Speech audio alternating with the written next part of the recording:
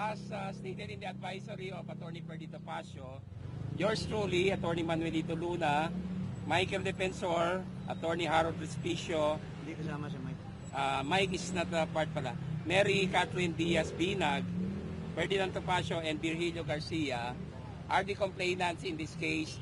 But together with us, we are very fortunate to have with us our good friend and always providing leadership to the group, former Congressman Paras, in this complaint that we file against Senator Soto for indirect contempt.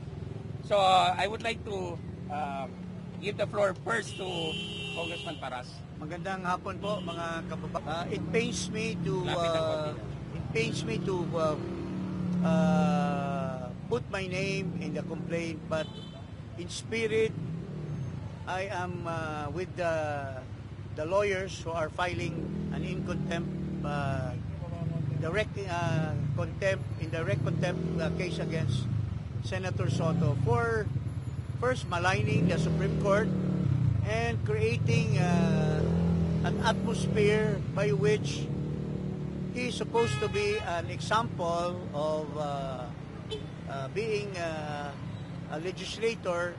He is encouraging people not to believe in the Supreme Court, being the final arbiter of the interpretation of the Constitution and the law. Sinamahan ko itong mga kaibigan ko for the filing of the charges against Senate President Soto to serve as a lesson for any official who who discourage people to believe in the court of final resort, which is the Supreme Court. Can you imagine kung bawat abogado matatalo sa korte ay hindi niya susundin ang desisyon ng magkakaroon po tayo ng chaos. So, the Supreme Court has already spoken and ang dami pong sinasabi na minamalayan ni Senate President Soto yung desisyon ng Korte Suprema. Kaya pumunta tayo sa Korte Suprema for them to decide whether his statements against the Supreme Court are valid or not. Kaya po, andito ngayon itong mga kasama ko with me. Ready? Yeah. So, yun po mga kasama. Si Attorney Topacio is one of the main complainants here, including Attorney Luna and Cathy Binag, Attorney Virgil Garcia, Attorney Respicio. and Attorney Respicio.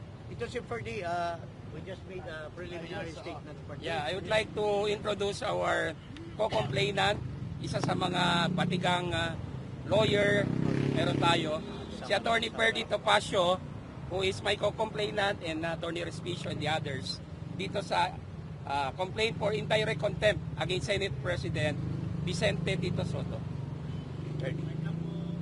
Magandang hapon po sa inyong lahat. Pasensya na po kayo. Sorry to keep you waiting.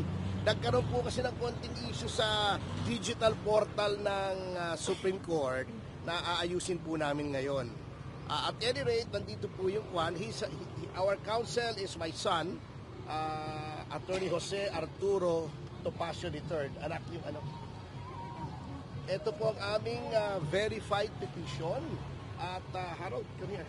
Ito po, ito ay pinagtulong-tulungan naming magkakasama. Meron pa po kaming hinihintay si Miss Cathy Binag na nagpa-park lang po sapagkat para po sa amin ang mga sinasabi po ni Senate President Soto ay lumalagpas na po sa legitimate commentary.